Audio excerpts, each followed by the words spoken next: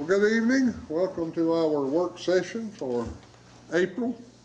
Glad you could come and join us this evening. First item on the agenda, we like to observe a moment of silence, and we would invite you to join us if you care to.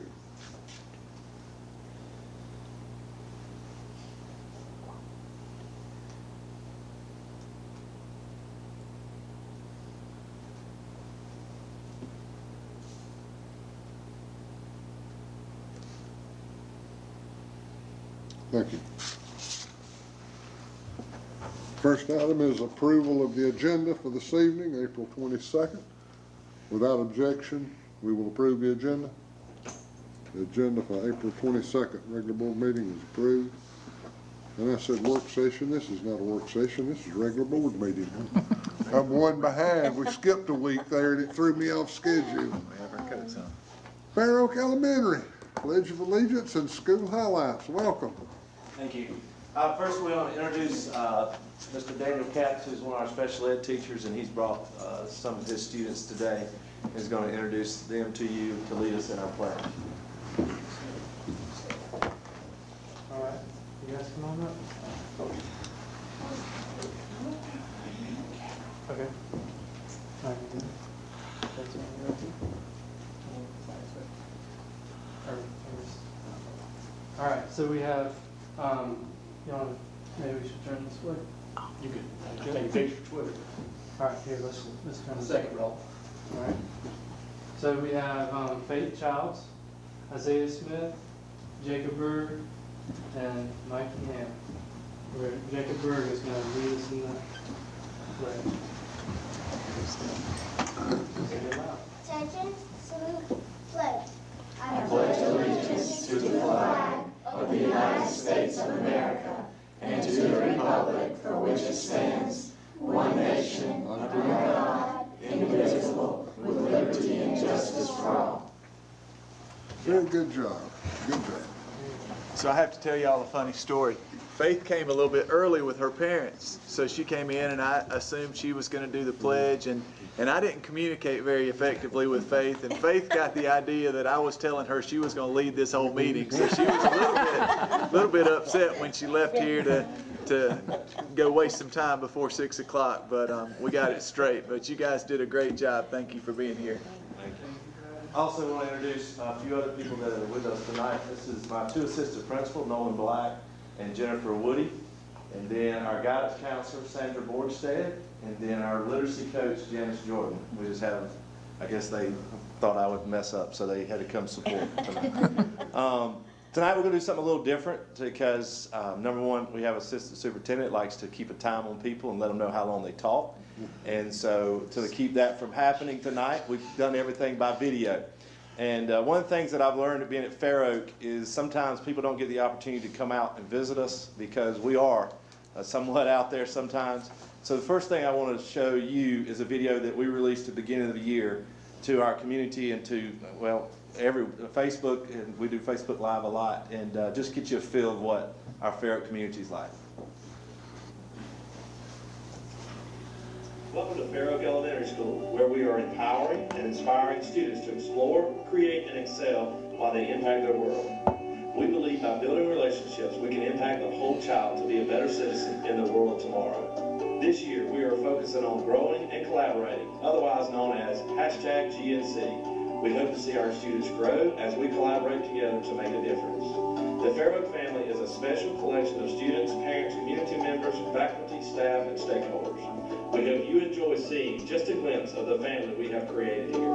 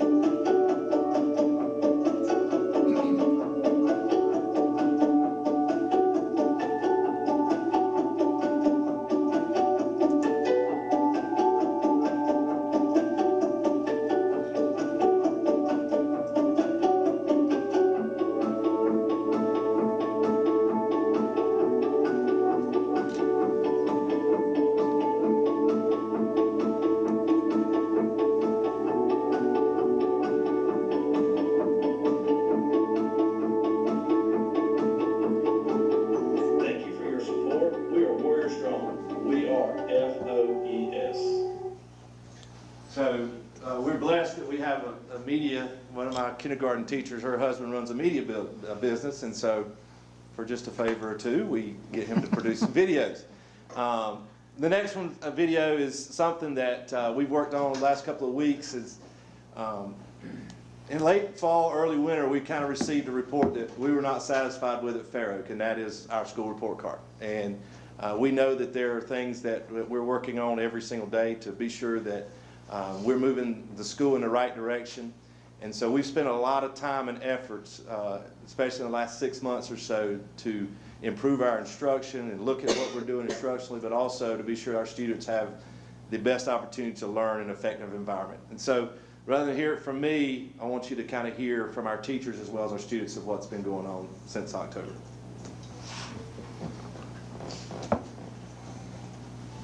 Welcome to Fair Oak Elementary. Join us as we take you through our journey of growth and collaboration. I'm Madeline Ryan, and this is Tate Overhaul.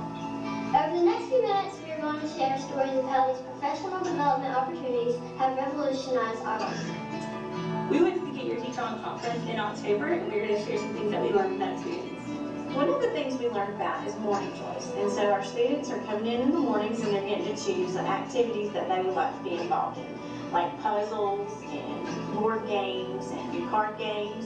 And it's really helping the kids to build community and build relationships and learning how to win and lose gracefully. Since we've all tied in morning choice, my kids have been getting here on time, excited to get to school because they get about 15 minutes of kind of exploring through games and just to talk and tell stories. Another thing we brought back with us was room transformations.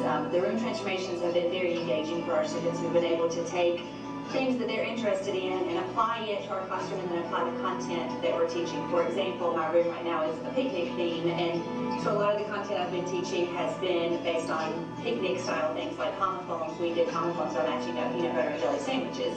And I know y'all kind of dabbled in room transformations as well. Yeah, we did text feature surgeons. We were still reading passages and looking for the text features and applying the skills, but they were just dressed up as surgeons, and it was a way to engage them and get them excited about what they were learning.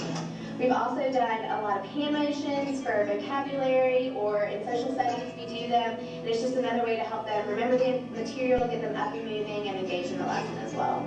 And the last thing that we've implemented is call and response. It's a way to get the attention of our students when we need them and to bring unity in our classroom and also in our school. We have individual ones for our classrooms, but we also have one that plays on to our Warrior Strong theme here at the school, and it just really brings the whole school together.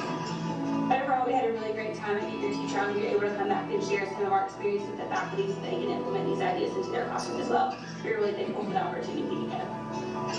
Hi, I'm Janice Jordan. I'm the literacy coach here at Fair Oak Elementary, and I would like to share with you about our experience that we had while we attended the Principles of Literacy Conference in Nashville, Tennessee this past fall. This conference was a unique conference in that it wasn't one where we were simply attending and listening to speakers speak. We actually had the opportunity to sit with other professionals from around the country to work on just the overall actions that need to be taken to improve the literacy instruction in our school. Okay, hello, my name is Mrs. Garcia, and I'm a third grade teacher here at Fair Oak Elementary. And as a first year teacher, I had the wonderful opportunity to go to a literacy conference in Nashville, Tennessee. And at this literacy conference, I got to meet other educators, administrators, experts in the educational field who share their love for literacy, how to improve in it, like things that we can do in our classroom. And I really enjoyed watching them talk about that, and I use that in my very own classroom so I can help improve myself and literacy so that my students can grow as readers and writers. So now after this conference, I saw many actions happen that took place to help our school improve in those aspects, because our main goal now is for our students to become better readers and writers. And I would say one of the biggest immediate outcomes, I guess, that we saw from the conference was coming back and making our vision and beliefs in reality. Yeah, our reality. We knew we needed to do something, but this conference just helped us focus and plan. This year, our schools had the opportunity to visit other upstate elementary schools. 5th grade visited Powdersville Elementary School, and the other teams visited Spearman Elementary School. We came back with some exciting new things to try in our classrooms and some brand new ideas that we could apply towards curriculum. Yes, 4th grade went to Spearman Elementary, and since we team teach here, it was interesting to see how a self-contained classroom could be ran. The teachers were so intentional with their instructional planning, and the students were well engaged, whether they were in technology or an activity with the teacher or just working independently. The special education teachers went to Spearman Elementary, and we really enjoyed our visit. It was nice meeting with other special education teachers to learn how that they were planning and how they manage their classrooms. Some of the things that we took away that we've already implemented into our resource classrooms are some word curriculum that we're using with our LLI lessons, and a spiral math curriculum that the teachers shared with us had increased their student test scores. My favorite part of visiting Spearman Elementary was going into different classrooms and seeing team planning. We were able to go into a variety of classrooms and see the same lesson presented in a variety of ways. Wow, Madeline, can you believe what amazing work our teachers are doing? I know from my past experiences that there are many more hands-on opportunities this year than the last school year. I love how I and fellow students are always up and active and have a great day every day. It is so much better because us students no longer just sit around taking notes every day. We're always up and active and ready for the day. Yeah, I completely agree with you. This year we definitely learned more hands-on and exciting ways to learn than the past years at Ferric. I also am so glad that they started the houses in the school. I feel that houses make the students at Ferric more grateful and thankful for themselves and each other. The houses also bring students together and allows them to become the individuals they're meant to be. On behalf of Mr. Thompson, the faculty, staff, and students of Ferric Elementary, we would like to express sincere thanks and appreciation to our superintendent and school board of Oconee County for the support given to help us make Ferric a school our students deserve.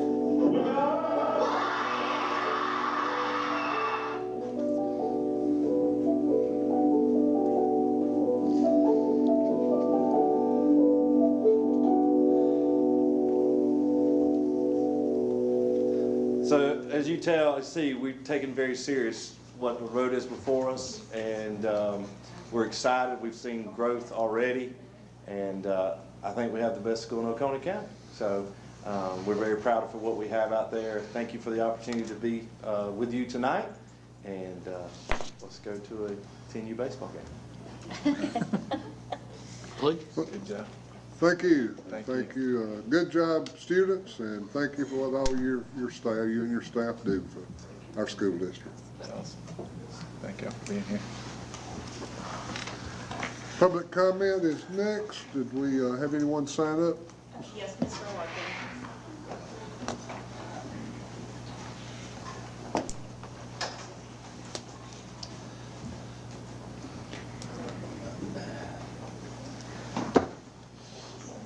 All my spectators are disguised as chairs tonight. My name is Kevin Larkin. I'm from Seneca. Certainly was a bright, sunny day out today, wasn't it? Unfortunately, the sun is kind of dimmed in this room. I speak tonight in strong opposition to the policy change regarding the agenda items and the links that usually were provided on exhibits that allowed members of the public to be able to look at the documents and policy changes, etc., that this board would be discussing at their meetings. We now come to the meeting as the public, and I'm sorry, I'm the only one, but there are probably other people out there that look at your agenda items online who no longer can see what you're going to discuss. 2 items tonight are up for first reading. I can't tell you what they're about because I can't link to them. For many, many years, it's been the policy or practice of this board and administration to provide these links so we'd know what's coming up at a meeting. Someone or somebody, although I don't remember hearing the board vote on this change, has decided that that's to be discontinued. I'm somewhat embarrassed that the members of the press haven't been to raise this as an issue. After all, they rely on that distribution and that exhibit link to tell them exactly what's going to be discussed at a meeting, not just by a general topic. So Mr. Chairman, I'd urge you to look into this issue and ask why it happened.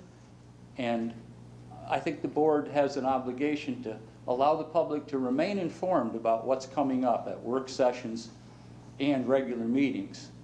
Restore the links to the exhibit items so that the public can remain informed and let the sun shine again on this board and administration. Thank you. Thank you, Mr. Larkin. Anyone else? Ms. Gibson? No. Yeah, that's all.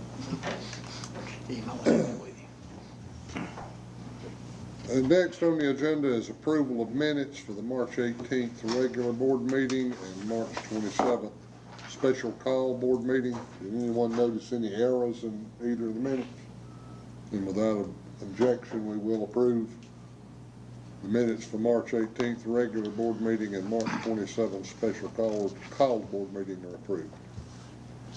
Okay, discussion items, contract extensions, Dr. Norsley. Yes, Mr. Orr asked me to bring one more to you. I think I mentioned at the last work session or one of our previous board meetings recently that we wanted to extend our construction team 2 more years from 5 to 7, and that was the 2 architects and engineer firms we use as well as our 2 contractors. There was one more that Mr. Alexander asked Scott Orr to recommend that we extend, and that's Goldie and Associates out of Seneca. They do our wastewater testing at West Oak High School. We don't have sewer at West Oak High School, so we actually treat the wastewater from West Oak High School. We have our own little sewer treatment plant behind West Oak High School, and that there's testing required all the time on that. I mean, it's weekly, I know. It may even be more, it may be multiple times a week sometimes, but Goldie and Associates is a local firm out of Seneca. They do an outstanding job performing that service for us, and Mr. Alexander said he doesn't know what he'd do without them. We're at the end of a 5-year term. Our procurement code allows the superintendent to extend that from 5 to 7, and it just requires notification of the board. So of course, if you did oppose it, you could change that. But it's you know, I'm going to proceed with extending that contract from 5 to 7 unless you tell me otherwise. So again, it's not a violation of our procurement code. It is allowed, and we will certainly take that out to bid in 2 years. But Goldie is offering a great service at a very reasonable price, and it's a local company, so we feel like that's the best interest of the citizens of our county. Any questions, Dr.? Thank you. Strategic plan, Ms. Simmons. Yes, I had shared the strategic plan with you all. We are in the midst of just an annual update. We will not create a new strategic plan until 2021. So we have a couple more years on this strategic plan. It just starts with our signature page and our assurances that we check off on. And then the stakeholder involvement page are the individuals who were involved when the initial plan was created. Our needs assessment data now correlates with our report card information, so that link is provided there. It has all of our updated assessment data that was shared in October, November from this past school year. So the state is using that document as the needs assessment data for all the districts in the state. The executive summary of needs assessment data findings, this is all the information that was collected on the initial creation of the plan related to student achievement, teacher and administrator quality, as well as school climate. Then we also have a couple of goals related to our gifted and talented population that we will go over. Our performance goal areas, the first one we address in our strategic plan is related to student achievement. When the plan was created, we are measuring in the district our increased graduation rates by 0.5% each year. So our baseline average started off at 81%, and we went up to 85% in the 16-17 school year, 84.1 last year, and of course we don't have the data for that this year, but you can see that we have slightly increased that goal from 2018 through 2021 in hopes to get to 85.6% by the end of our strategic plan. The action plan for this strategy, we have things in place for both ELA and math focus areas that we're in the process of working on. We did add to these action plans our implementation and creation of our standards-based timelines, because we do feel like that work that we're doing right now is extremely important with the progress that we'll be making in both of those areas. So we did add that to our action plan for our student achievement section. In our performance goal area related to teacher and administrator quality, we look at our student learning objective process that our teachers are involved in at the school level annually, and we're looking at 95% of that instructional staff making reasonable progress towards the goals they are setting. And we have met that goal both in the 16-17 and 17-18 school year, and hope to meet that again this year. Another piece of data that we look at is the state teacher and student opinion surveys for all of our schools, looking at a score of either 80% or greater in the agree and strongly agree categories in the learning environment section of that survey. We started off with our baseline of 11 schools, meeting that in the teacher area and 13 in the student area. And we've slightly increased that in 16-17 in the schools. We were up to 17. We decreased a little bit last year, and we're kind of maintaining between 13 and 14 and the student area. So that's something definitely in the learning environment, and when I go over things in our advanced STED report too, that we want to continue to make improvements in, and I think that we're going to be continuing to do that. So our goal is for all of our schools to reach that 80% goal by the end of our strategic plan in 2021. You can also see the different areas of our action plan for that strategy. One thing that Mr. Leroy and of course Ms. Williams has always done a very good job with is our 4.0 rubric training, which is in full implementation this school year, which has been a big change in our schools, but it's a very thorough evaluation process. So we'll continue to go through review trainings of that, training any new evaluators to those school teams. And also we do PDEP training, which is the evaluation training for our administration staff as well, and we serve on those teams too. And of course, continuing our SLO training. And Mr. Leroy and I made some changes to that this school year that I thought were very positive, on giving the teachers a little more choice in choosing an SLO that's of interest to them, that they feel like would be a great targeted area to improve instruction directly related to them and their classroom and the results they've been getting there. That goes along with that teacher and administrator quality performance goal. The school climate is another one of our performance goal areas. And again, we're using our state parent and student survey tools. Again, we're looking for that 80% or greater percentage in the agree or strongly agree categories on the social and the physical environment within the school.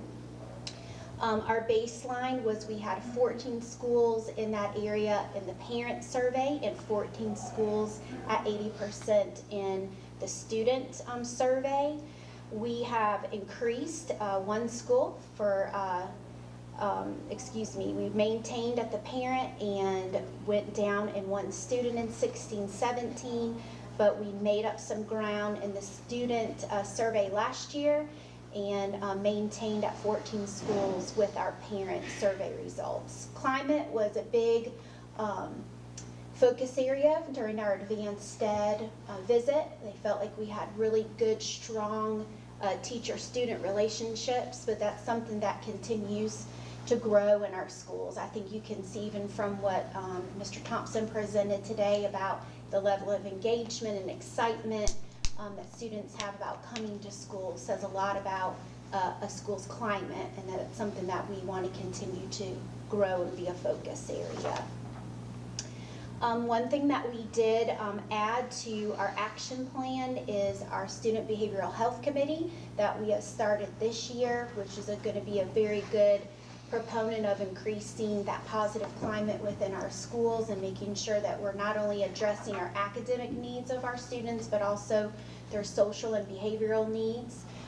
Talking about our Alveus anti-bullying training is another thing that we are getting off the ground running for next school year, especially at our elementaries. And we just finished a middle school visit in Anderson 4 that has that fully implemented as well. And looking forward to visiting Pendleton High School in that county too that also has it implemented. So we're hoping that some of that work will also help improve those climate ratings within those surveys. One other action plan that we added to the plan was for parent communication. That continues to be a topic that's being brought up at our parent advisory meeting this year. So we are putting some plans in place for next year on making some improvements with just streamlining where parents can go for information.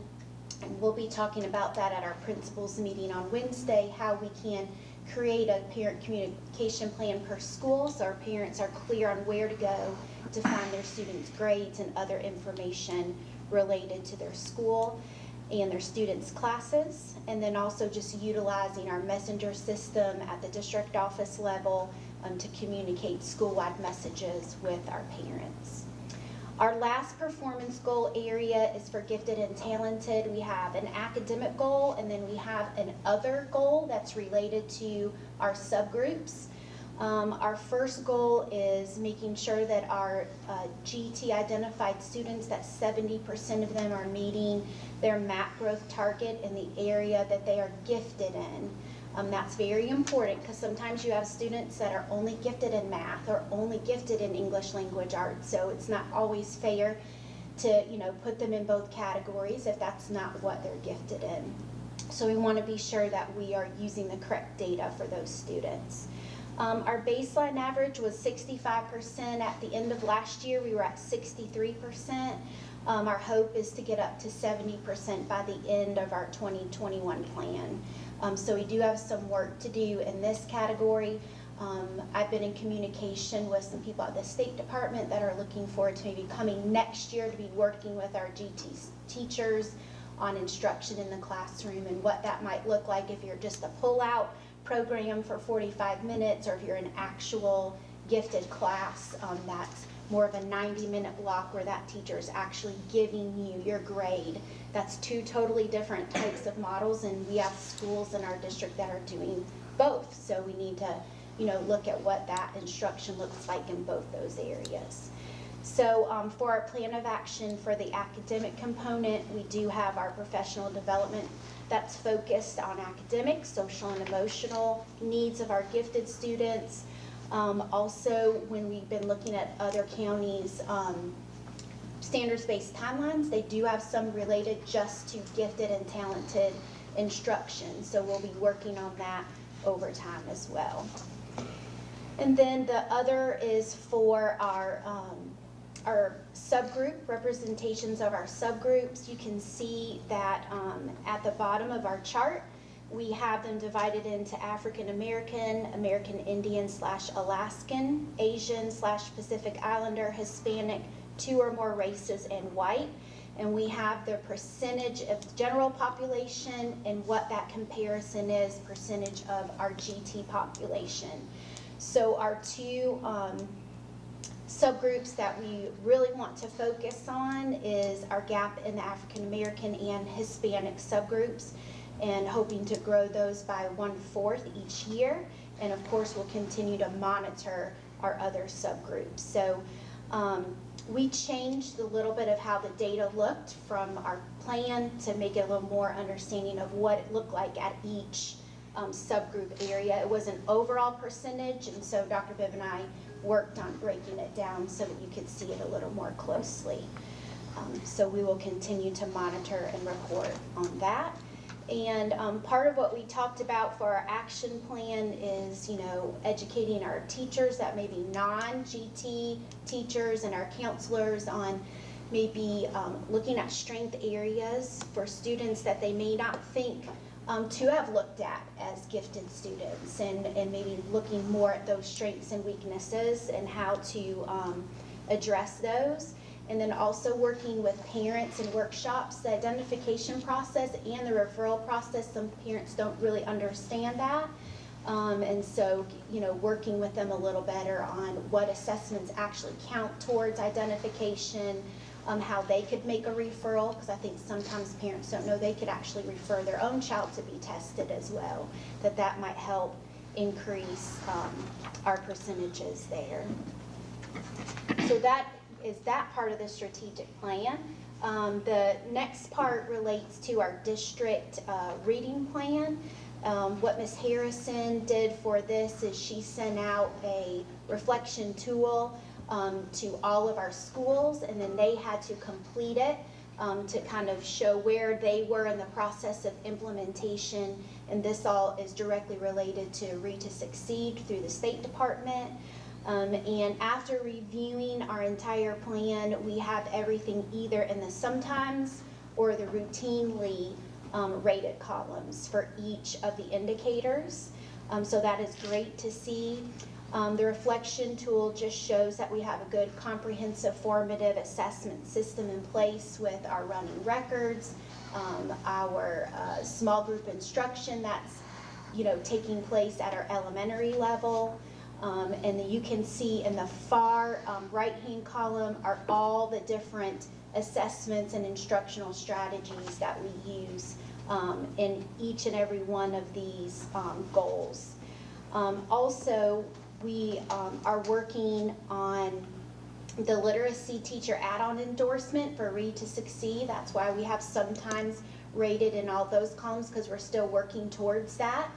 We have had a lot of our participation in our Canvas courses for our teachers, because this is something right now that's going to be required for our teachers to have at all levels. So we're excited to see continued involvement there. And then also just helping parents understand how they can support their students at home with reading at home. That's something that we're doing, but is it something that we routinely do throughout the school year? So that's something we want to continue to work on. Also providing the reading and writing achievement growth at the classroom, school, and district levels, with using that data to help make decisions about intervention. That we are doing that sometimes in our different areas routinely. We are monitoring student engagement in reading and writing through that data focus, but some other things we want to continue to improve on are the shared reading experiences in classrooms, and also just scaffold the instruction for our students at different reading levels. But we are routinely interacting with our students, engaging with them, making sure they're understanding the meaning behind the text that they're reading, really getting that conceptual knowledge in place by using our John Collins writing program, and all of that is going very well. And then also, one of the goals is ensuring that students are provided with a wide selection of texts in a lot of different genres. We have students that love the nonfiction text, but it's good to, expose them to other things, because sometimes they don't know that they would love it if they weren't exposed to it. So we do have sometimes teachers providing choice, and so we're talking more about how that can be implemented into the classroom. But we do have teachers doing a great job teaching and establishing the routines and expectations to maximize instructional time in the classroom and offering a variety of instructional materials to their students. We're continuing to provide teacher and administrator training in reading and writing instruction. We'll have a lot of that going on during our Summer Institute. So we will be doing that to continue to hope to get that to routinely at some point. And then the district strategically plans partnerships with the libraries. That's something we want to continue. I would love to report that our at the Oconee Public Library System here in Walhalla. Kayla, she has been coming to all of our media specialist meetings. She works directly with the Children's Department for the Oconee County Public Library System. So she's been very involved with what we've been doing this year with our media specialists and excited about getting their summer reading program started. And then also just making sure we have our practices embedded into exemplary literacy-rich environments, working on just continuing to work with our public, integrating content-specific reading and writing into the research, and providing large blocks of time. We're doing a great job with that in our scheduling of making sure we're addressing all areas of English language arts. And then also we're just continuing routinely, this has come up in all of letter H there, embedding practices of reflective exemplary literacy environments within our classrooms, displaying those artifacts that reflect student learning that's going on in the classroom. So many strengths to note, continued possibles of growth to note there. But our 3 goals that we'll continue to work on with this plan is at least 52% of our students meeting or exceeding their MAP growth target according to their 2020 spring MAP scores in reading. And then goal number 2 is for 30% of our staff next year to have completed at least 1 course towards the Read to Succeed literacy teacher requirement for endorsement. And then goal number 3 is for 10% of our staff at the end of next year to have totally completed all of that appropriate coursework for Read to Succeed. So we're well on our way to continuing to make that goal a reality. The last 2 parts of the strategic plan is our district proficiency-based system plan evaluation, and that relates to other means that students can obtain credit through APEX or SE Virtual Job, or excuse me, SE Virtual School. The other one is another program we have. And so it lists all of the courses that we have offered for students to participate in, how each high school implements those 2 programs. It also lists the number of students that have participated in either the virtual school or APEX. We've had 113 students took a course through virtual school, and 96 of those students successfully completed that course. And in APEX, we had 347 students take a course, with 128 successfully completing the course. We also have listed all of the certified teachers that we have on staff for the county who count as those teachers of record that continue to monitor those students and how they're doing in those classes. And then also each school at the high school level, including Oconee Academy, still talks about how they try to differentiate instruction for those students at their schools. And it seems to be going really well. I'd like to give a shout out to Chris Parker at Oconee Academy. He's been a very big help with managing a lot of the APEX learning going on within the county, and he's been a great contact person for everyone.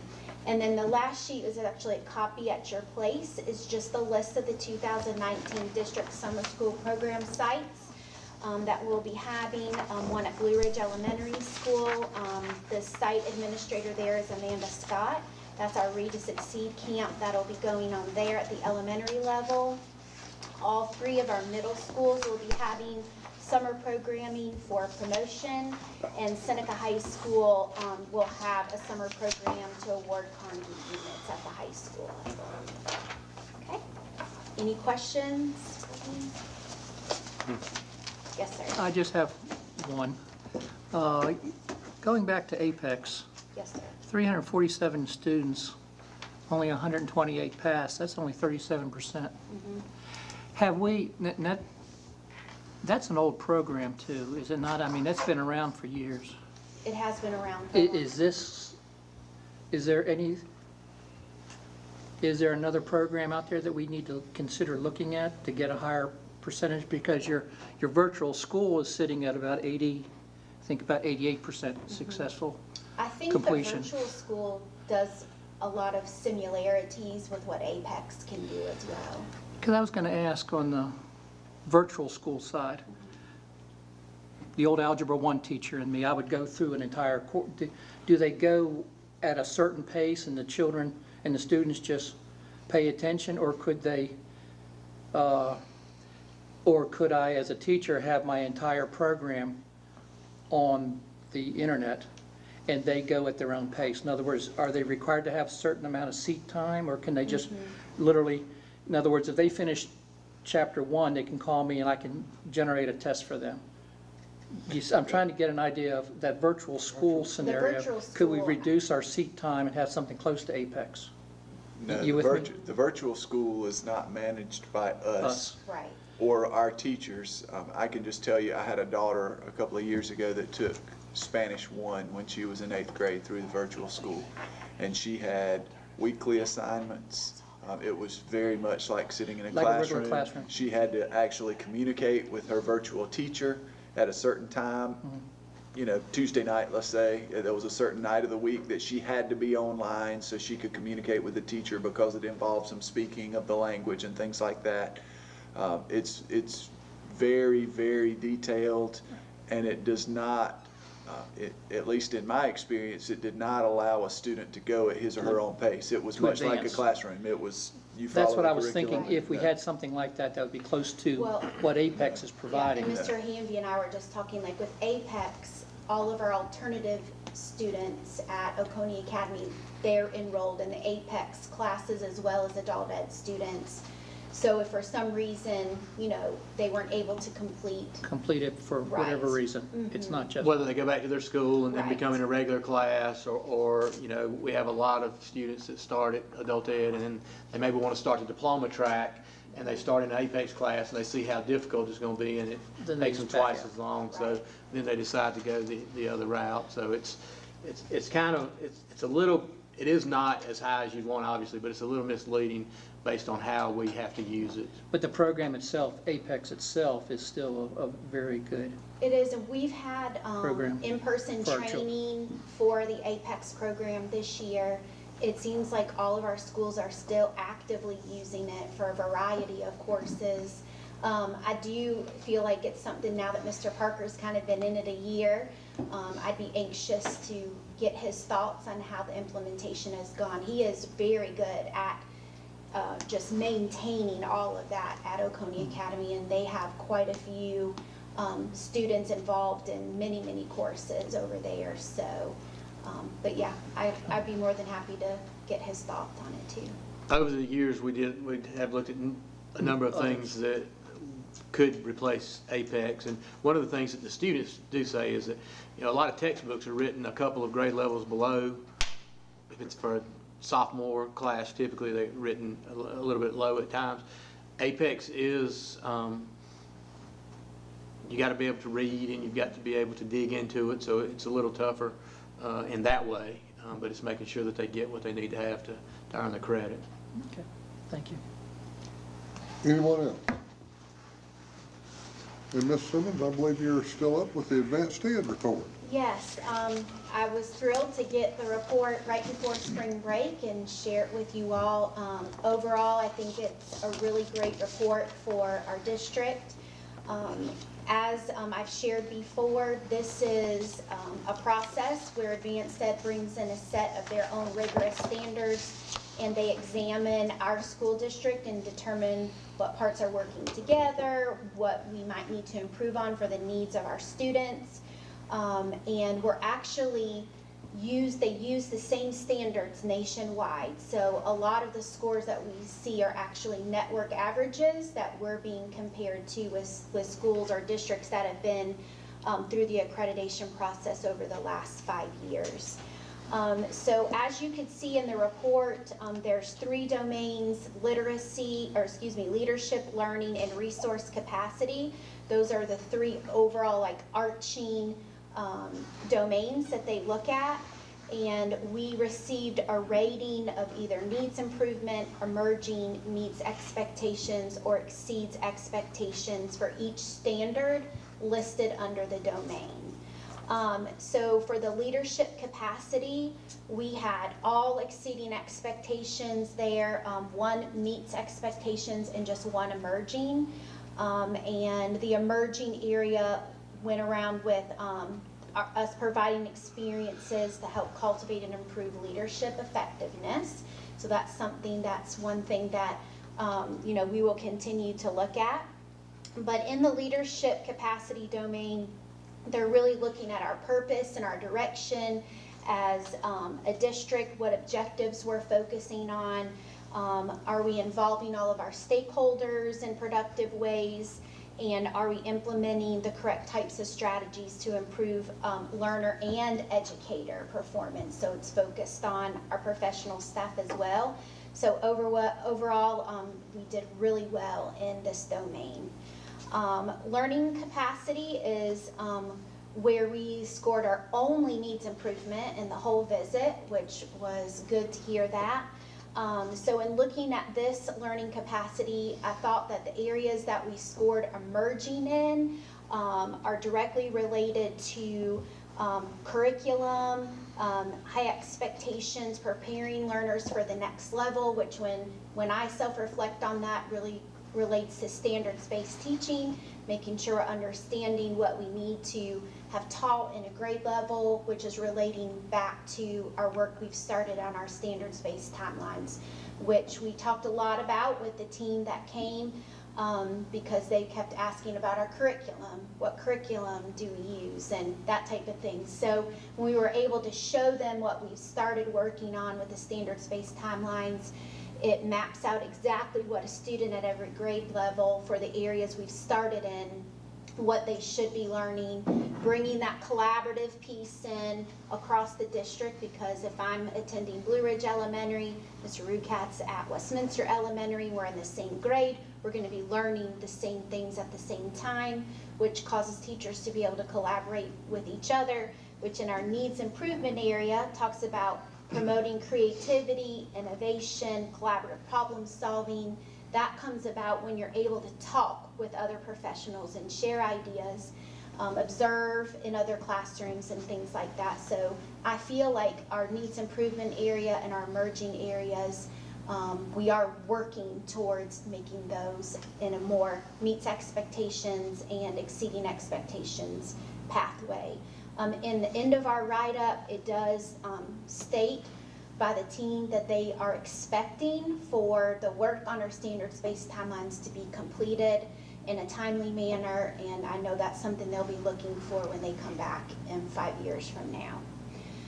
The resource capacity domain talks a lot about how we're utilizing our resources equitably. We're talking about instructional resources, our funding that we receive, and are we making things sustainable? Do we have organizational effectiveness, and is all of that helping to increase student learning?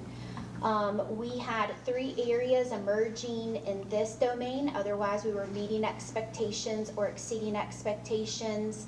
A lot of this has to do with the integration of digital resources, and that's something that we're starting our one-to-one technology now, so I know that over the course of the next 5 years, that's going to look completely different on how that's being implemented in our schools. Also talks about professional collaboration, which is going to stem a lot again from our standards-based timeline work that we're just now getting started. And then the other thing that was brought up here was the mentoring and coaching, not only at the induction level, but across all of our staff. And so that's something that we can continue to work on there with our coaching and that type of thing. When they came in to do observations in our 8 different schools, they did conduct 73 observations while they were here. They used the Effective Learning Environment Observation tool called the Elliott, which focuses on student engagement, not what the teacher is teaching, but how the students are engaged in the learning environment. So they were looking at an equitable learning environment, the high expectations taking place, if the learning environment was supportive, did they have active learning going on, was there progress monitoring and feedback being provided, was the classroom well managed, and what was going on with the digital learning. In almost all of our ratings, we were slightly above, right there, or right with the network average. One thing that I did want to point out is our last area, digital learning environment, we scored a 1.99 out of 4, but the average for the nation is a 1.5. So we were above, definitely don't want to be in the ones, but we were above the network average. But that is something directly related to the integration of technology and how it's being used in an engaging way with the students, not just as a replacement for a worksheet, but how are we changing up instruction to make it more engaging. So overall, what they saw in the classroom, they were very pleased with, but we have room to grow as well. So that'll be another piece that we look at.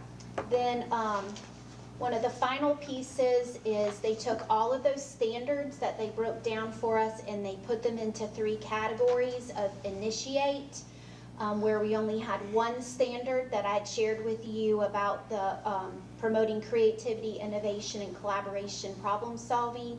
That was the only standard they identified for us as a priority for improvement. We had 8 standards for the improve level, which were opportunities for improvement. They like to give us a little bit of a range so we can look at what they've identified as opportunities for us as a district to choose in what direction we would like to go. And all of those were in the learning and resource capacity domain. And then majority of all of our standards were at the impact level, which means that they felt like they were effective practices that we have in place to really make an impact with our student learning in our district. So overall, a district score can be ranged between 100 to 400. The nationwide average is between about 278 to 283, and our district score was a 330, so that was well above the nationwide average. So we were very excited about that. And a score, it's called an actual accreditation status and index of education quality score. But if it's over a 275, it states that it indicates that our district is beginning to reach the impact level and is engaged in practices that are sustained over a period of time and becoming ingrained in the culture of our district. So that's a really good place to be. And then the end just talks about a lot of the positive things in their write-up that they loved hearing about our new career center being built and our pathway for our kids and starting at the elementary level, just increased conversation about career, how we're bringing everything back to the profile of the South Carolina graduate, our implementation of the writing program and how that's bringing some consistency to our curriculum, as well as the work we've started on our standards-based timelines. And one thing that I really liked hearing is that they felt like our district was focused on the whole child. And I think that's a really great compliment, from the academics to our student behavioral health committee, mental health as a focus for our board and how supportive you all were for the whole child. That was stated in here as well. And our support from our community with our backpack program, Grace's Closet, and that type of thing going on. So they really feel like, one of them even said that what they saw in our county restored her faith in public education. So I thought that was a very nice compliment for us. So very thrilled with our report, and you can read about the team members that came at the very, very end if you would like to. Their biographies are there as well. Very good report, and a lot of hard work went into that from a lot of people in this district, I know, and we do appreciate it. Any questions, other questions of Ms. Simmons? Okay, action items, 2021 school calendar. I don't really want to follow that, what she just did. I don't have to. No. When we sent out the first time, we had 3 calendar options, and of course we eliminated one of those. We had a lot of discussion about what we could potentially do with the other 2.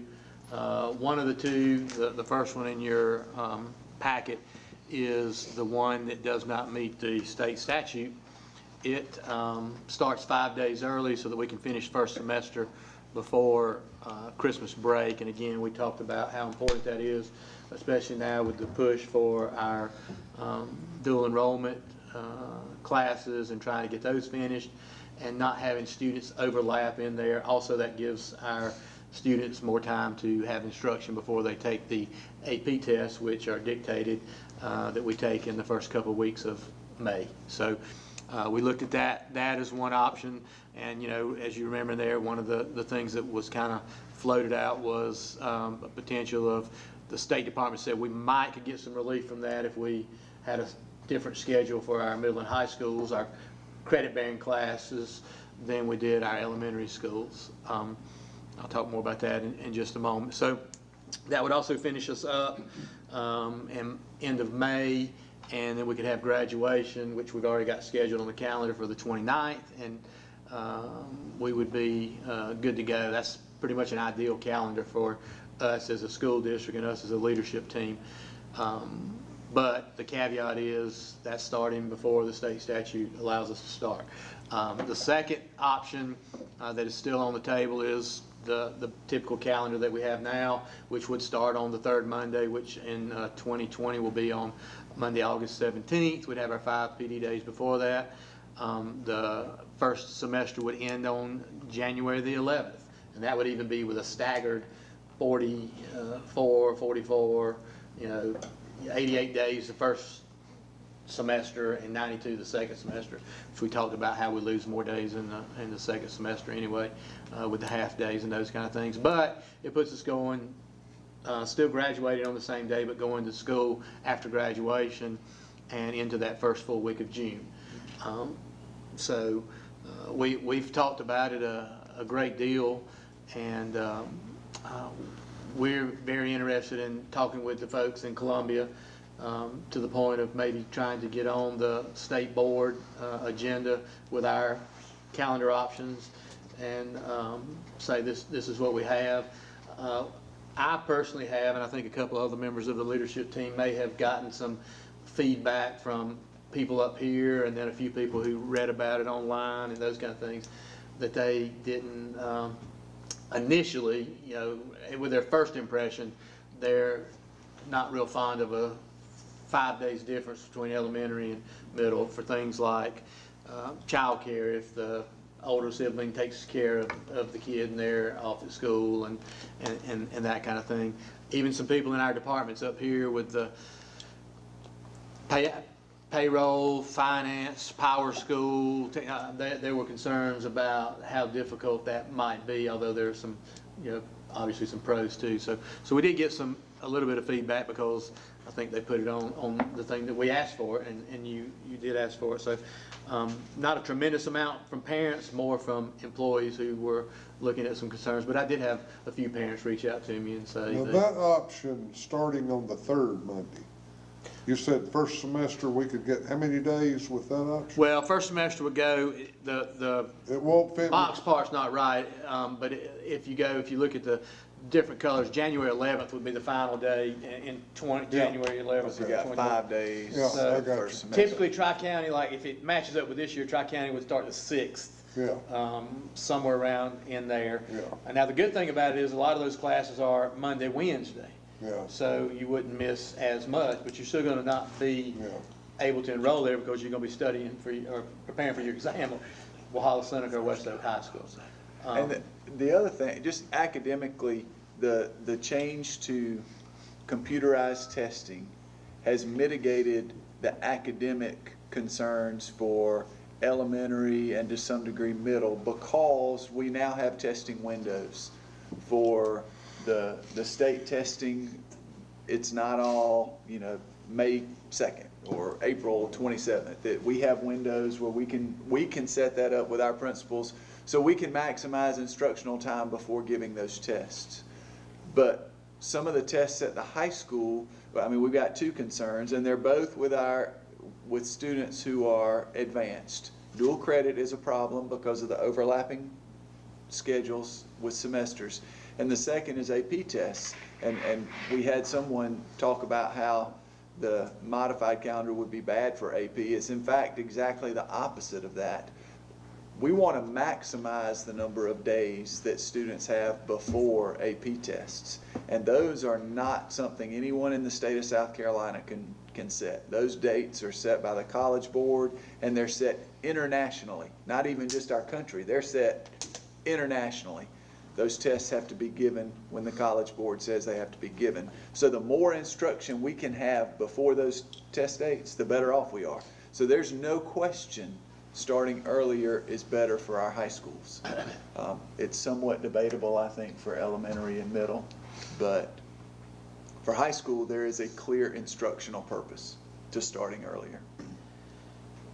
Well, I don't think, you know, starting high schools and maybe middle 5 days early, I don't think that's an ideal solution. No. It is a solution, and I think it would benefit the high school. What I would hope is if we did that for a year, that we could maybe get the law changed eventually to put the authority to start school where it should be at the local level. The Dr. Thorson spoke with the lady that contacted the State Department. I didn't have that conversation, but one of the things that she mentioned was we could get some feedback from our parents and staff and them about what they thought about a 5-day difference in start day, and if we could go down there in the summertime and we could say, okay, we've done what you asked us to. Here's our 2 calendar options. Here's the one we really want because it's what's best for kids, and but it doesn't meet the letter of the law.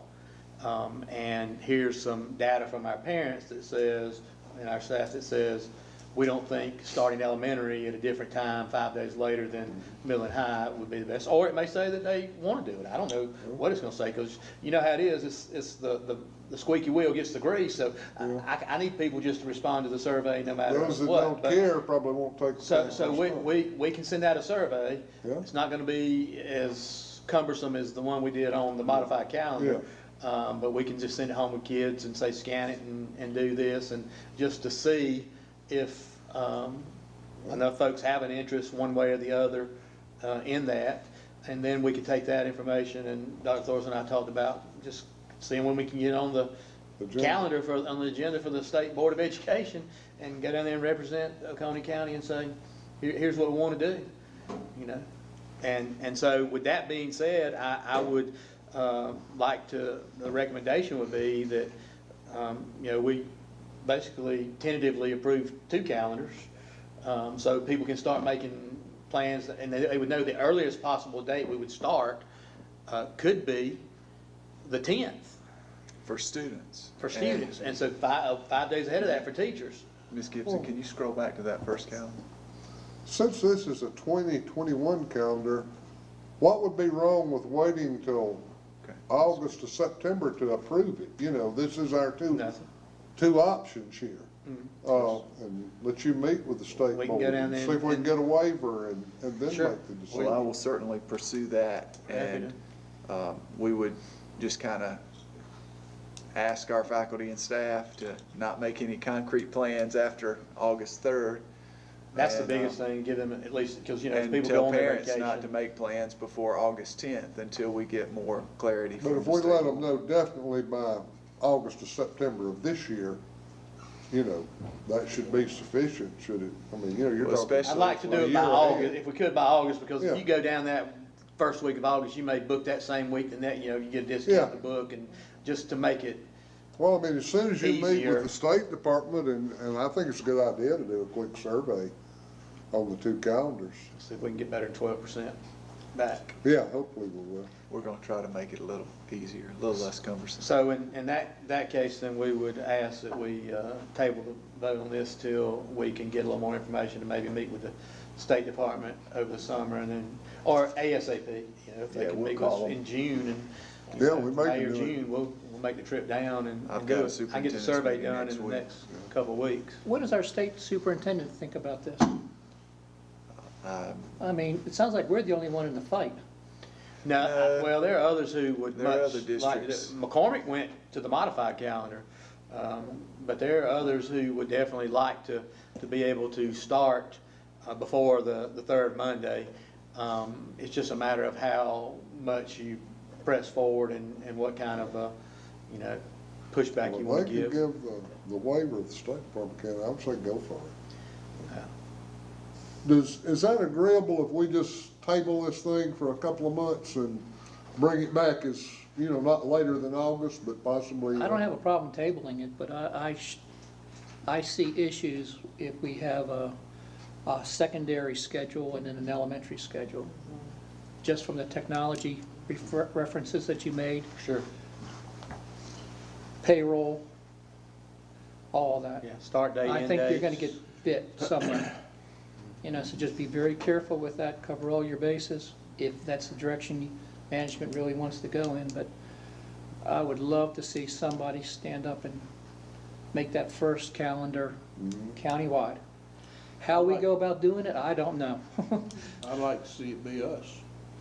I agree with you on the split calendar for elementary and secondary. I would like for it to be for everybody, but I don't disagree. we're not in a fight yet. We're Right. just talking, we're not gonna be in a fight until we present this calendar, say this is what we're gonna do. Then we Right. gotta fight. And then they're gonna say, well, we're not gonna fund you for the first 5 days of your calendar because you're starting before school starts. Or they may. Well, let us see if we can get on the state. That's the unknown. We'll talk with our attorneys Yes. about that. And, See, if it's our money, then it's our money. You don't have a right to tell us we can't have it because we don't start on the day you want us to start. I think we got a good fight, folks. I mean, I would argue that they're violating their own law because they haven't funded the base unit cost the way it's supposed to be. That's So, right. I mean, Tell them to give us the base student costs and for we'll the honor rest of your those third days, Monday. and they can keep. Well, if you're not doing Easier anything said this week, than just done, drive so. down to Columbia. Well, does it suit everyone to table this, but not later than, August, and hopefully for further information? We'll make that motion to We have table a it. motion to table for further information and study to be reconsidered not later than August. Is there a second? Second. Motion second, any discussion? All in favor? Okay. We will table that until not later than August. Okay. Okay. Strategic We'll send you to plan. Columbia too. I thought it was Glory, I'm sorry. Okay, everybody was ready. Approval of the district strategic plan. Ms. Simmons just discussed. Are there any other questions, comments? So, Yes. Mr. Chairman, I make a motion that we approve the district strategic plan renewal. I second that. Motion and second. Any discussion? Any those in favor of approval of the district strategic plan renewal? It's unanimous. Okay, thank you. First reading approval of policy IHBG homeschooling. Right, and as we discussed 2 weeks ago, that is kind of getting our policy into, in line with what our practice has been, at least with some Career Center classes, and we have one student taking an AP class this year, but our high school principals and middle school principals were open to allowing homeschool students to take up to one class per semester. The feeling was that if you take more than that, then you're, just come on and join the school full time. But it would give us a chance essentially to recruit homeschool students, and that's kind of the way they looked at it, that they hoped some homeschool students would come. We've got homeschool students participating in extracurriculars already with our sports programs, and there would be a small fee because it's prorated based on the percentage of time that student will be in our school and the state funding we get through EFA. So we just would like to experiment with that and see how that plays out. Any questions? We discussed that at our work session last. And I did speak with the State Department, and there's no state regulation that would prohibit this. Good. Okay, can I get a motion to approve on first reading policy IHBG homeschooling. Mr. Chairman, I make a motion that we approve on first reading policy IHBG homeschooling. Second. Motion is second. Any discussion? All in favor of approving policy IHBG homeschooling? It is unanimous. FY20 general fund budget, Ms. Moore. Okay, you have at your place some documents, and we're going to start with this first one. It is the revised Ways and Means Committee version. So when we met 2 weeks ago, we presented a budget that asked for the same dollar amount from the county that we got last year. But as we were talking as a leadership team about our strategy when we talked to county council, we did not want to risk having the millage rate go down. We know, we've seen over time that the value of a mill goes up a small amount each year. And so when we went over to present to county council, we presented the budget that has an increased amount in the request from the local tax revenue. And Dr. Horsley and I talked to Ms. Hubbard in the auditor's office, and she helped us come up with a estimated number of what the growth might be. And so the budget that you have now that has the Ways and Means Committee at the top has an increase of $553,747 in local revenue, which cuts our use of fund balance from the 3.4 million to the 2.9. And we don't have this exhibit in the package, just in your on your desk. So, and this is the one that we would like for you to approve tonight, not the one that I presented last week, but this one. And this is reflecting, we used the growth from 2 years ago to last year, and we anticipated that same amount of growth to get that growth in the value of a mill, which accounts for that $553,000. This would still be, the idea would be that the millage level would be flat. There has been some talk as to, whether we could even potentially ask for a mill more. That could make that number go down even further. And if you recommended that, that could be an easy adjustment to this. We would just add what the value of 1 mill is to this, and that would make that 2.9 be reduced even more. I forget the value of a school operational mill, but it was $400,000 maybe.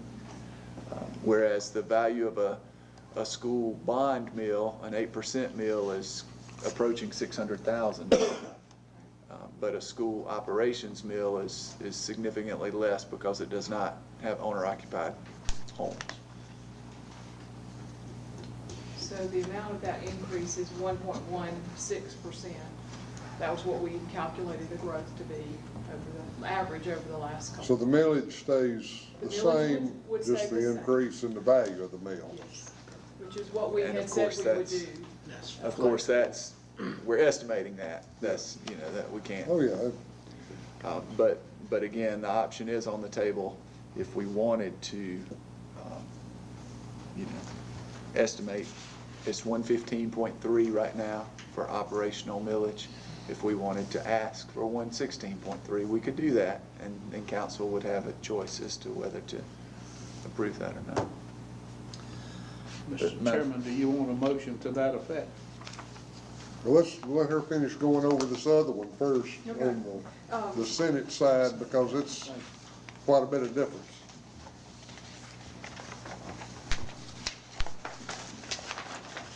I really gave you the Senate version just as information, because we know what we end up with is likely to be neither of these. It'll be somewhere in the middle.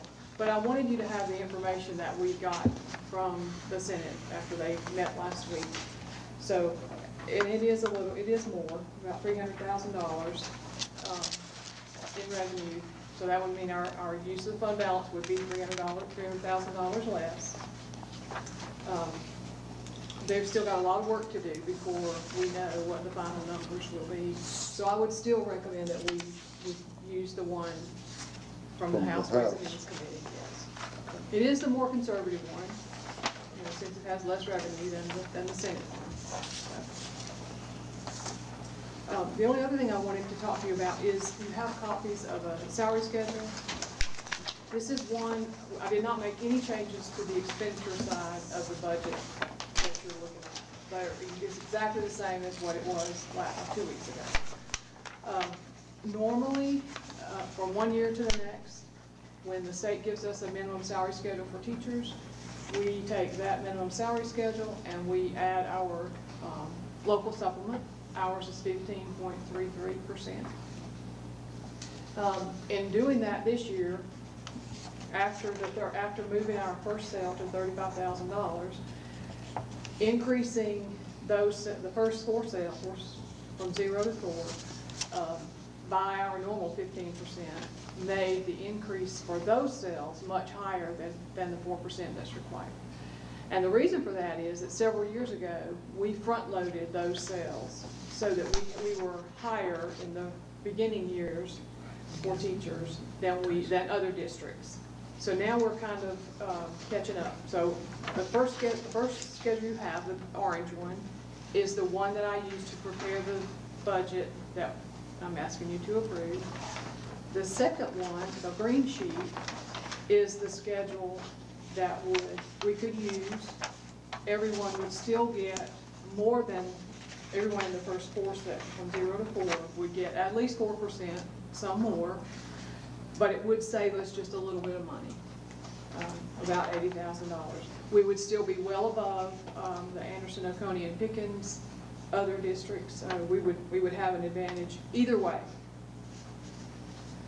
So I just need to know that first sale, when she had calculated it the first time, was actually a 10%. Yes. If I'm not mistaken, Yes. it was a 10% raise from one year to the next, whereas the later sales were 4. So the state gave all districts some flexibility there, so we're just looking kind of at a middle ground. We still would like to have the highest beginning teacher salary in the Anderson, Oconee, and Pickens areas, and we feel like that would still accomplish that. Both retain that. Yeah, we do feel like that, but anyway.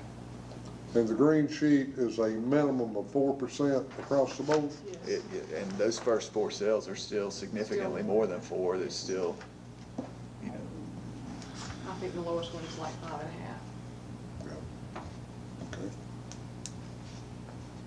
So, but again, it would take another small amount off of that budget deficit we're facing. So we're trying to look at ways that we can just trim that deficit ahead of the budget. The budget you presented is taking the green one or the orange sheet? orange That sheet, you the higher salary. Okay. So we're proposing that we substitute that one with the green sheet. Oh, okay. Okay.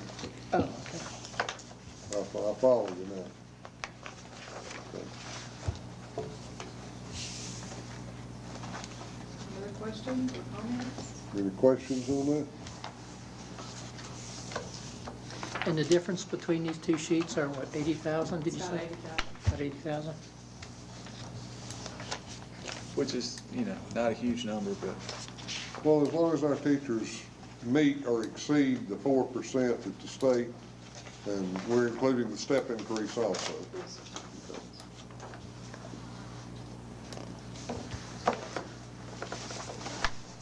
Okay, any other questions or discussion? All right, is there a motion on the second reading approval of the FY general fund budget and to include, I hate to say the green sheet, but what else is there? the revised teacher The salary. revised teacher salary schedule in that budget? Do we want the green or the orange? The green. Green's the lower one. That's the one, but everyone gets a minimum of 4%. That's the state plus their step increase. Okay, I thought the orange one was in the budget already. It is. It's in the budget as it is right now, yes. So how about we approve it the way it is, and then at the next reading, I'll make the adjustments, and then you can. That's- Okay, all right, Approve let's it on second. just forget this for right now then. Yes, sir, just go ahead and Okay. have, be okay to do that. Okay. Is this the time to talk about if we want to ask for one more meal? Yes, sir. Yes. Yes, sir. Okay.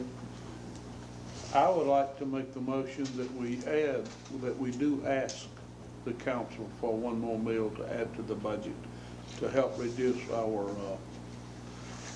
fund balance. The deficit. The deficit, yes. And the motion is to approve the budget with an additional 1 mil local tax. Yes. To reduce the deficit coming out of our fund balance. Exactly. All right, is there a second? Second. All right, a motion and a second to approve on second reading, excuse me. First reading.